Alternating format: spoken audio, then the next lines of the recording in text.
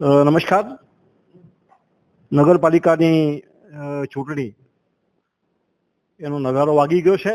રવિવારે મતદાન છે. ત્યારે અમે જ્યારે વોર્ડ નંબર 7માં માન્યુસની ટીમ આવી છે ત્યારે આ વોર્ડના 7મા વોર્ડમાં જે ગઈ ટર્મમાં નગરસેવકો હતા એ અમારી વચ્ચે છે અને એમાં સાવિત્રીબેન જાટ તો ગયા વખતે પણ હતા અને આ વખતે ઊભા છે. તો હું ખાસ તો 7મા વોર્ડની જે જનતા છે એના માટે એમણે એ વોર્ડ માટે જે કંઈ કર્યું છે એના માટે હું એમની સાથે વાત કરીશ. તો સૌથી પહેલા મહીદીપસિંહજી એ કારોબારી ચેરમેન પણ હતા. તો મહીદીપસિંહજી, આપની જે ટર્મ હતી, આપે જે કામ કર્યું એને શું કહેવા માંગશો? ભારતીય જનતા પાર્ટીનો ખૂબ ખૂબ આભાર વ્યક્ત કરું છું કે 10 વર્ષ એટલે 2 ટર્મ મારા ઉપર વિશ્વાસ મૂકીને મને જે ટિકિટ આપી અને વોર્ડ નંબર 7 એ મારો પરિવાર છે, પરિવારની સેવા કરવાનો મને તત્પર્ય મોકો મળ્યો છે. એ બદલ હું ભારતીય જનતા પાર્ટીનો આભાર વ્યક્ત કરું છું. વાત કરું આપના માધ્યમથી તો વોર્ડ નંબર 7ની અંદર સર્વપ્રથમ અમે જ્યારે ટિકિટ મળી, અમે ચૂંટાઈને આવ્યા, ત્યારબાદ વોર્ડ નંબર 7ની અંદર ભુજમાં 1 થી 11 વોર્ડની અંદર એકમાત્ર વોર્ડ નંબર 7 એવું છે જેને વોટ્સઅપ ગ્રુપ વિકસાયું અને વોટ્સઅપના માધ્યમથી પબ્લિકની ફરિયાદ કેવી રીતના નિવારણ લાવવું એ અમે કરી બતાવ્યું છે. પછી તે લાઇટની ફરિયાદ હોય, ગટરની ફરિયાદ હોય, પાણીની ફરિયાદ હોય કે સફાઈની હોય કે ડોર ટુ ડોરની હોય, હરેક ફરિયાદનો અમે અંત વોટ્સઅપ ગ્રુપ દ્વારા લાયા છીએ. તેથી વોર્ડ નંબર 7ની અંદર આપને કહું તો 10 વર્ષના ઇતિહાસમાં વોર્ડ નંબર 7માંથી કેટલા વ્યક્તિ નગરપાલિકા જઈ અને ફરિયાદ કરેલી છે, નહિવત પ્રમાણની અંદર ત્યાં જઈને ફરિયાદ કરેલી હશે. સમગ્ર ફરિયાદનું નિવારણ અમે વોટ્સએપ ગ્રુપ દ્વારા લાયા છીએ.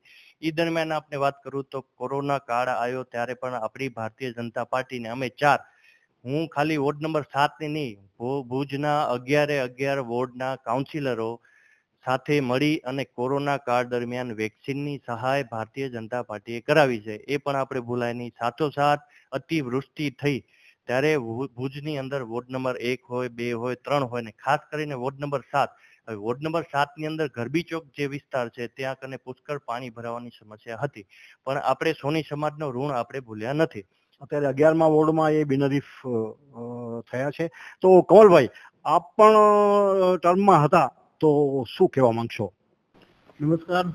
સૌપ્રથમ મહા ન્યૂઝનો ખૂબ ખૂબ આભાર. આજે અમારા વોર્ડ નંબર 7ના વિસ્તારની મુલાકાત દરમિયાન અમને આ ચેનલ સાથે સાંકળ્યા છે અને ભારતીય જનતા પાર્ટીનો પણ ખૂબ ખૂબ આભાર કે ગત ટર્મમાં વોર્ડ નંબર 7માંથી એક ઉમેદવારી કરવાની તક આપી અને આ વખતે વોર્ડ નંબર 11માંથી આપી અને ત્યાંથી બિનહરીફ તરીકે ચૂંટાયા છીએ.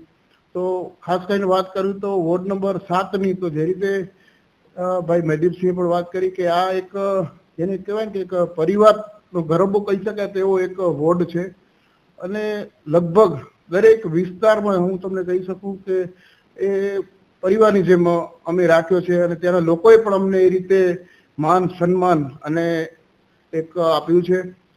તો દરેક વિસ્તારની વાત કરું તો સત્યમ હોય, કવિનગર હોય, સંસ્કારનગર હોય, ન્યૂ સંસ્કારનગર હોય, પ્રસાદી પ્લોટ હોય કે શક્તિનગર 1-2 હોય, કૈલાસનગર હોય, ભીમરાવનગરનો સમગ્ર વિસ્તાર છે, વ્યાયામશાળા, રામ સોસાયટી, પૂનમ, વન વિહાર, દરેક સોસાયટી, આપણે કોઈ સોસાયટી એવી નહીં હોય કે જ્યાં કદીના લોકો અમારા 4 નગરસેવકથી સંકળાયેલા ન હોય. એટલે અંદાજે આપણે બહુ સારા કામો પણ આગળ તુરંત ચૂંટણી પત્તાને પણ આપણે કરી શકશું. એટલે જે રીતે વાત કરી છે મહીદીપસિંહ, રાજેન્દ્રસિંહ પણ અત્યારે છે, તો કોઈ સમસ્યા અત્યારે જેમ આપણે કહી શકીએ તો 8.5 કરોડની જે ગટરની સમસ્યાની વાત હતી તો એના માટે માતબર રકમ જે આદરણીય સાંસદ શ્રી, ધારાસભ્ય શ્રી, જિલ્લા અધ્યક્ષ દેવજીભાઈ અને અમે સૌ નગરપાલિકાની ટીમ અને 4 નગરસેવકોના સહયોગથી આ એક રકમ છે એ ફાળવાની છે. તો આવનારા દિવસોમાં જે સંસ્કારનગર અને સમગ્ર 7 નંબર અને 6 નંબરની ઉમેદનગરની પણ એમાં સમસ્યા હલ થશે. તો આ એક કામ પૂરું થતાને આપના માધ્યમથી ખાતરી આપી છે કે ઘણી બધી સમસ્યાઓ છે એ રાહતરૂપ હલ થઈ શકશે. તો સાવિત્રીબેન, હું માધ્યમના માધ્યમથી આપને પૂછવા માંગીશ કે હવે જ્યારે તમે બીજી વાર ચૂંટણીમાં ઊભા છો અને તમે જો જીતશો તો શું કરવા માંગો છો સંસ્કારનગર માટે? નમસ્કાર. સર્વપ્રથમ તો આપના માધ્યમથી હું ભારતીય જનતા પાર્ટીનો ધન્યવાદ કરવા માંગુ છું કે મને ફરી બીજી વાર તક આપી છે પ્રજાકીય સેવા કરવાની. અને આવનાર સમયમાં જે મહીદીપસિંહે કીધું છે, કમલભાઈએ કીધું છે, રાજેન્દ્રસિંહે કીધું છે, જે બી કાર્યો કર્યા છે અમે વિકાસના કાર્યો, એમાં જે પણ કંઈ અધૂરા હજી બાકી હશે એ કાર્ય અમે યાની ખૂબ સારી ગતિએ પાછી કાર્ય કરશું. અમે જે બાકી રહેલા કામો છે એને પૂર્ણ કરશું, એ અમે અહીંયા તમારી મા ચેનલના માધ્યમથી હું તમને ખાતરી આપું છું.